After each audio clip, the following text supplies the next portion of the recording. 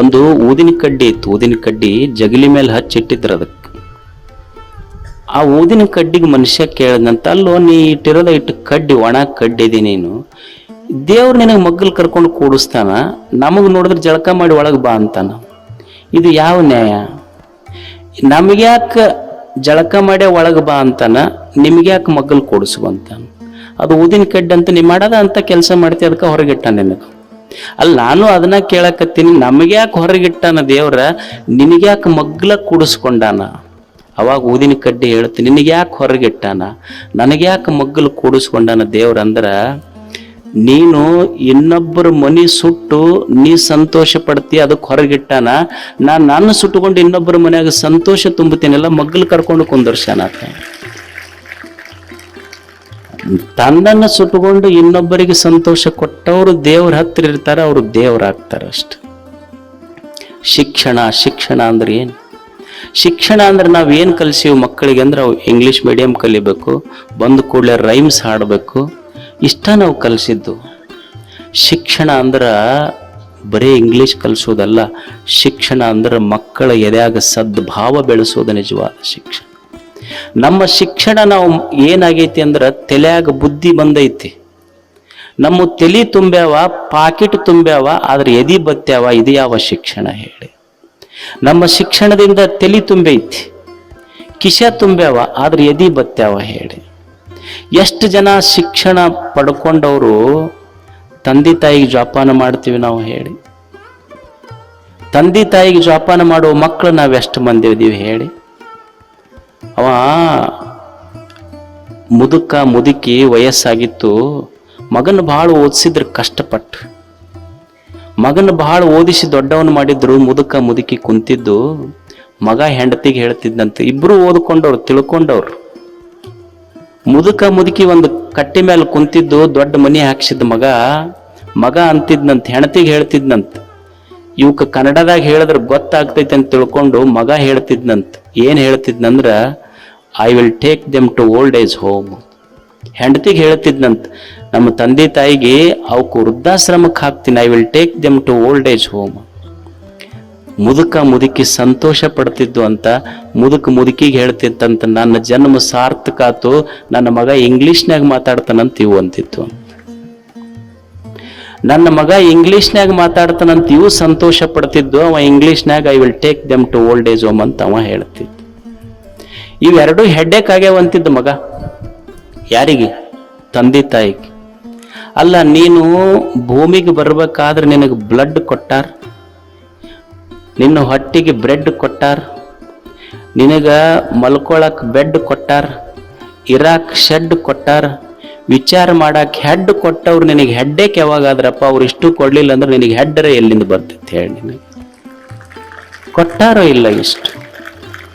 ಅದಕ್ಕೆ ನಿಜವಾದ ಮಕ್ಕಳು ಯಾರು ಮಕ್ಕಳಾಗ್ತಾರಂದ್ರ, ತಂದೆ ತಾಯಿ ತೀರ್ಕೊಂಡ ಮೇಲೆ ಶ್ರದ್ಧಾ ಮಾಡ್ತಾರ ನೋಡಿ. ಏನು ವೈಭವದಿಂದ ಶ್ರದ್ಧಾ ನಡೀತೈತಿ. ನಮ್ದು ಇದ್ದಾಗ ಸೇವಾ ಮಾಡೋದವಲ್ಲ. ಶ್ರದ್ಧಾ ದಿವಸ ಏನು ಬರೋಬ್ಬರಿ ಅಪ್ಪಂದೊಂದು ದೊಡ್ಡ ಫೋಟೋ ಇಡ್ತಾನ, ಇಟ್ಟು ಒಂದಿಷ್ಟು ಹೂವ ಹಣ್ಣ ಇಡ್ತಾರ. ಮತ್ತು ನಾವು ಏನೇನು ಉಣ್ತಿದ್ದು ಇಡ್ತಾರ, ಎಲ್ಲ ಕಡೆ ಮಾಡ್ತಾರಿಲ್ಲ. ಅವ್ರು ಏನೇನು ಇಚ್ಛೆ ಇರ್ತಿತ್ತು ಅವು ಇಡ್ತಾರ. ಮತ್ತು ಅವು ಚುಟ್ಟ ಗಿಟ್ಟ ಸೇದಿದ್ರೆ ಅವು ಇಟ್ಟಿರ್ತಾರ.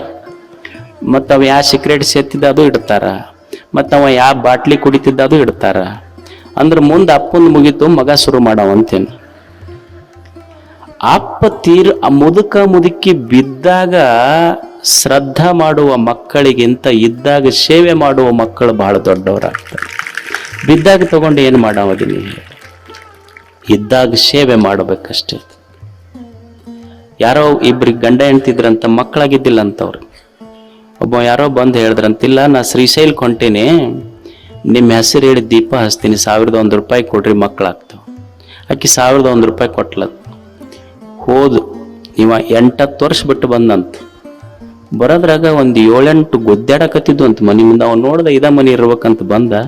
ಅವು ಒಂದಕ್ಕೆ ಅದಕ್ಕೆ ಹೊಡಿತಿತ್ತು, ಇದು ಅದಕ್ಕೆ ಹೊಡಿತಿತ್ತು, ಒಂದು ತೂತ್ ಹಾಕೊಂಡಿತ್ತು, ಒಂದು ಅಳತಿತ್ತು, ಒಂದು ಕರಿತಿತ್ತು. ಅವ ಮನೆ ನೋಡಿ, ಯಾರದಿರ ಮನ್ಯಾಗಂತ. ಆ ಹೆಣ್ಮಗಳು ಬಂದ್ಲಂತ. ಅಲ್ಲಮ್ಮ ನನಗೆ ಗೊತ್ತು ಹಿಡ್ದೇನಂತ ಕೇಳ್ದಂತ. ಆ ಹೆಣ್ಮಗಳು ಅಂದ್ರೆ, ಇಲ್ಲಪ್ಪ ಗೊತ್ತು ಹಿಡ್ದಿಲ್ಲ ನಾನಂತ. ನಿಮಗೆ ಮಕ್ಕಳಾಗಿದ್ದಿಲ್ಲಲ್ಲ, 1,001 ರೂಪಾಯಿ ಕೊಟ್ಟರೆ ದೀಪ ಹಚ್ಚಿ ಬರ್ತೀನಿ ಅಂತ ಹೇಳಿದ್ನಲ್ಲ, ಅವನ ನಾನು ನೋಡು ಮೊದಲು ಆರಿಸಿ ಹೋಗೋದು ನಂದ್ಲಂತ. ಮೊದಲು ಹೋಗೋದು ಆರಿಸಿ ಬಾ ಸಾಕಿ. ಇವ್ರು ಹೊಡೆದಾಟ ಬಡದಾಟ ಇವ್ನು ನೋಡಿದ್ರೆ ಏನ್ ದೀಪ ಹಚ್ಚಿ ಬೆಳೆಸೋದು ಇವಕ್ಕ. ತಂದೆ ತಾಯಿ ನಮಗೆಲ್ಲ ಬದುಕು ಕೊಟ್ಟಾರ. ತಂದೆ ತಾಯಿ ನಮಗೆ ಬದುಕು ಕೊಟ್ಟಾರೋ ಇಲ್ಲೋ? ನಾವು ತಂದೆ ತಾಯಿಗೆ ಬದುಕು ಕೊಡ್ಲಿಕ್ಕೆ ಸಾಧ್ಯ ಐತೇನೆ ಹೇಳಿ? ನಮಗೆ ಬದುಕು ಕೊಟ್ಟ ತಂದೆ ತಾಯಿಗಳಿಗೆ ನಾವು ಬದುಕು ಕೊಡ್ಲಿಕ್ಕಾಗೋದಿಲ್ಲ, ಆದ್ರೂ ಒಂದು ಕೊಡಬಹುದು. ನಮಗೆ ಬದುಕು ಕೊಟ್ಟ ತಂದೆ ತಾಯಿಗಳಿಗೆ ನಾವು ಬದುಕು ಕೊಡಕ್ಕಾಗೋದಿಲ್ಲ, ಆದ್ರೆ ಏನು ಕೊಡಬಹುದು ಅಂದ್ರೆ ಮುಪ್ಪಿನ ಕಾಲಕ್ಕೆ ನಿಮ್ಮನ್ನು ಪ್ರೇಮದಿಂದ ಜೋಪಾನ ಮಾಡ್ತೀವಿ ಅನ್ನೋ ಭರವಸೆ ಕೊಡಬೇಕು. ಅದು ನಿಜವಾದ ಮಕ್ಕಳು ಅಷ್ಟೆ.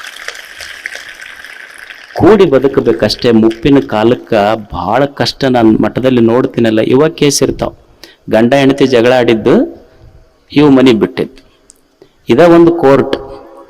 ನೀವು ಅನ್ಬೋದು ಇಷ್ಟೆಲ್ಲ ಸಂಸಾರಿಕರದ್ದು ಹೆಂಗೆ ಹೇಳ್ತೀರಿ ಅಂದ್ರೆ, ನೀವ ಕಲಿಸಿದ್ದ ನಿಮಗೆ ಪ್ರವಚನದಾಗ ಹೇಳದಟ್ಟ. ನೀವು ಬಂದು ಏನು ಹೇಳಿರ್ತೀರಿ ಒಳ್ಳೆದ ಪ್ರವಚನ ಮಾಡೋದು. ಅದಕ್ಕೆ ಕಲಿಯುವುದೇನು ಅಂದ್ರೆ ತಂದೆ ತಾಯಿಗಳು. ನಾವೆಲ್ಲ ಕಾಶಿ, ಕೇದಾರ, ಬದ್ರಿ ಎಲ್ಲ ಕಡೆ ಹೋಗ್ತೀವಲ್ಲ, ಅಲ್ಲಿ ದೇವರಿಲ್ಲ ಅಂತಲ್ಲ. ಕಾಶಿ, ಕೇದಾರ, ಬದ್ರಿ, ರಾಮೇಶ್ವರ ಎಲ್ಲೇ ಹೋಗ್ರಿ, ಆ ಎಲ್ಲ ಪವಿತ್ರ ಕ್ಷೇತ್ರಗಳಿಗಿಂತ ಒಂದು ಹೆಚ್ಚಿನ ಪವಿತ್ರ ಕ್ಷೇತ್ರ ಇದ್ರೆ ನಮಗೆ ಜನ್ಮ ಕೊಟ್ಟ ತಂದೆ ತಾಯಿಗಳ ಪಾದ ಸನ್ನಿಧಿ ಅನ್ನೋದನ್ನು ಮರಿಬಾರದು ನಾವೆಲ್ಲ. ಅದಕ್ಕಿದು ಸದ್ಭಾವ. ಶಿಕ್ಷಣ ಅಂದ್ರೆ ಬರೀ ತಲೆ ತುಂಬೋದು, ಕಿಶ ತುಂಬೋದಲ್ಲ. ಶಿಕ್ಷಣ ಅಂದ್ರೆ ಚಲೋ ಭಾವ ತುಂಬೋದಷ್ಟ. ಯಾರು ಚಲೋ ಕೆಲಸ ಮಾಡ್ತಾರ, ಚಲೋ ಮಾಡಿರಪ್ಪ ಅಂತ ಹೇಳ್ಬೇಕು. 2 ಒಳ್ಳೆ ಮಾತು ಹೇಳೋದು. ಇಲ್ರಿ ನಮ್ಮ ನಾಲ್ಗಿನೇ ಹೇಳೋದಿಲ್ಲ, ನಮ್ಮ ಖಾನ್ದಾನದೊಳಗೆ ಅಂದಿಲ್ಲ ನಾವು. ಇಷ್ಟೆಲ್ಲ ಪ್ರವಚನ ಮಾಡಿಸ್ಯಾರ ಹಿರಿಯರು, ಯುವಕರು ಕೂಡಿ. ಯಾರು ಮಾಡ್ಯಾರ, ಚಲೋ ಮಾಡಿರಪ್ಪ ಅಂತ 2 ಶಬ್ದ ಹೇಳ್ಬೇಕು ಅವ್ರು. ನಮ್ಮಿಲ್ರಿ, ನಮಗೆ ಅಂಥದಕ್ಕೆ ನಾಲಿಗೆ ಹೇಳಲ್ಲ, ನಮ್ದು ರೂಢಿನೇ ಇಲ್ಲ ಅಂದ್ರೆ ಕೊನೆಗೆ ಯಾರು ಭೇಟಿ ಆಗ್ತಾರ ಅವ್ರಿಗೊಂದು ಚಲೋ ಸ್ಮೈಲ್. ಭೇಟಿ ಆದವ್ರಿಗೊಂದು ಸ್ಮೈಲ್ ಅನ್ನೋದು ಒಂದು ಮೈಲು ದೂರ ಆಗೈತಿ ನಮಗದು. ಮತ್ತೆ ಅದನ್ನೂ ಮಾಡಕ್ಕಾಗಲ್ರಿ ಅಂದ್ರೆ ಮನಸ್ಸಿನಾಗ ಬಾಯಿ ತೆಗೆದ ಆಗಲ್ಲ. ನಮಗೆ ಒಳ್ಳೇದಾಗ್ಲಿ ಅಂತ ಅನ್ನಕ್ಕೆ ಬಾಯಿ ತೆಗ್ಯಾಕಾಗಲ್ರಿ ಅಂದ್ರೆ ಸುಮ್ಮ ಮನಸ್ಸಿನಾಗರ ಚಲೋ ಆಗ್ಲಿ ಅನ್ನ. ಇಲ್ರಿ, ನಮ್ಗೆ ಒಟ್ಟ ಮನಸ್ಸಿನಾಗೂ ಅನ್ನಕ್ಕಾಗೋದಿಲ್ಲ ಅಂದ್ರೆ ಕೊನೆ ಪಕ್ಷ ಇವ್ರಿಗೆ ಕೆಟ್ಟದ್ದಾಗ್ಲಿ ಅಂತ ಅನ್ನಕ್ಕೆ ಹೋಗ್ಬೇಡ. ಅದು ಸದ್ಭಾವನ ಅಷ್ಟ. ಇದನ್ನು ತಿಳ್ಕೊಬೇಕು ಮನುಷ್ಯ. ಇನ್ನೊಬ್ಬರ ಬಗ್ಗೆ ಕೆಟ್ಟದ್ದು ಮಾತಾಡಬೇಡ. ಅದಕ್ಕೆ ಸದಾಚಾರ, ಸದ್ವಿಚಾರ, ಸದ್ವಚನ, ಸದ್ಭಾವ ಇವು ಎದ್ಯಾಗ ದೇವ್ರ ಕುಂತ ಅಂದ್ರೆ ಬದುಕೇ ಒಂದು ಪೂಜೆ ಆಗ್ತೈತಿ. ನೀ ಏನು ಕೆಲಸ ಮಾಡ್ತಿ ಅದು ದೇವನ ಪೂಜೆ, ಏನು ಮಾತಾಡ್ತಿ ಅದು ದೇವವಾಣಿ ಅಷ್ಟೇ. ಅದು ಏನು ಕೆಲಸ ಮಾಡ್ತಿ ಅದು ದೇವ ಪೂಜೆ, ಏನು ವಿಚಾರ ಮಾಡ್ತಿ ದೈವಿ ಭಾವ, ದೈವಿ ವಿಚಾರಗಳು. ಅದಕ್ಕೆ ನಾವು ಕೇಳಿವಿಲ್ಲ ಇದು ಸತ್ಯಯುಗ, ಇದು ಕಲಿಯುಗ ಅಂತ. ಸತ್ಯಯುಗ ಅಂದ್ರೇನು, ಕಲಿಯುಗ ಅಂದ್ರೇನು? ಸತ್ಯಯುಗ ಅಂದ್ರೆ ಯಾವಾಗ ಹಿಂದಿತ್ತು, ಯಾವಾಗ ಒಂದು ಕಾಲಕ್ಕೆ ಸತ್ಯಯುಗ, ಇದು ಕಲಿಯುಗ ಅಂತ ಹೆಂಗೆ ಹೇಳೋದು ನಾವು? ಸತ್ಯಯುಗ ಅಂದ್ರೆ ಎಂದೋ ಇತ್ತು, ಈಗಿಲ್ಲ. ಈಗಿರೋದು ಕಲಿಯುಗ ಅಂತಲ್ಲ. ಏನು ಸತ್ಯಯುಗಕ್ಕೆ ಕಲಿಯುಗಕ್ಕೆ ಏನು ವ್ಯತ್ಯಾಸ ಹೇಳ್ರಿ? ಏನು ಅವಾಗಿನ ಸೂರ್ಯ ಬೇರೆ ಇದ್ದ, ಈಗಿನ ಸೂರ್ಯ ಬೇರೆ ಅದಾನ. ಸತ್ಯಯುಗದ ಸೂರ್ಯ ಬೇರೆ, ಕಲಿಯುಗದ ಸೂರ್ಯ ಬೇರೆ. ಸತ್ಯಯುಗದ ಭೂಮಿ ಬೇರೆ, ಕಲಿಯುಗದ ಭೂಮಿ ಬೇರೆ ಅಂತ ಏನ್ರ ಐತೇನ್? ಏನಿಲ್ಲ, ಏನೂ ಬದಲಾಗಿಲ್ಲ. ಒಬ್ಬ ಅನುಭಾವಿ ಒಂದು ಚಲೋ ಮಾತು ಬರೀತಾನೆ. ಯಾವಾಗ ಕಲಿಯುಗ ಸತ್ಯಯುಗ ಆಗ್ತೈತಿ ಅಂತ. ಕಲಿಯುಗ, ಇದು ಕಲಿಯುಗ ಅಂತ ನಾವು ಕರಿತೀವಲ್ಲ, ಕಲಿಯುಗ ಸತ್ಯಯುಗ ಯಾವಾಗ ಆಗ್ತೈತಿ ಅಂದ್ರ ಸದಯಂ ಹೃದಯಂ ಯಸ್ಯ ಭಾಷಿತಂ ಸತ್ಯಭೂಷಿತಂ ಕಾಯ ಪರಹಿತೆ ಯಸ್ಯ ಕಲಿಸ್ತಸ್ಯ ಕರೋತಿ ಕಿಂ.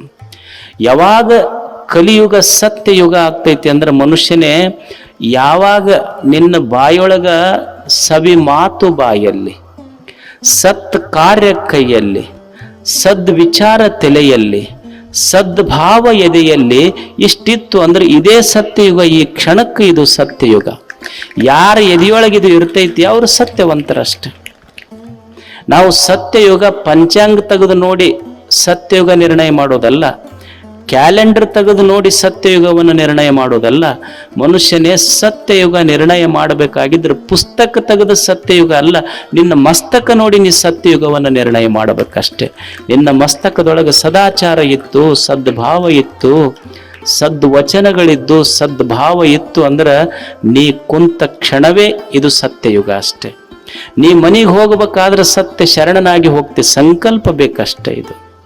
ಅದಕ್ಕೆ ಇಂಥ ಸತ್ ಪಥದಲ್ಲಿ ನಡೆಯುವ ಸಲುವಾಗಿ ಪತಂಜಲರು 2ನೆಯ ಸೂತ್ರ ಸತ್ಯ ಅಂತ ಹೇಳಿದರು. ಅದಕ್ಕೆ ಸತ್ಯದ ಆಚರಣೆ, ಸದ್ವಿಚಾರ, ಸದ್ಭಾವ, ಸದ್ವಚನ ಇವು ನಮ್ಮ ಎದೆಯೊಳಗೆ ಇಟ್ಟುಕೊಂಡು ಬದುಕಿದ್ರೆ ಜೀವನ ಸಾರ್ಥಕತೆಯಡೆಗೆ ನಾವು ಹೆಜ್ಜೆ ಹಾಕ್ತೀವಿ ಅಂತ ಹೇಳ್ತಾ ತಮಗೆಲ್ಲ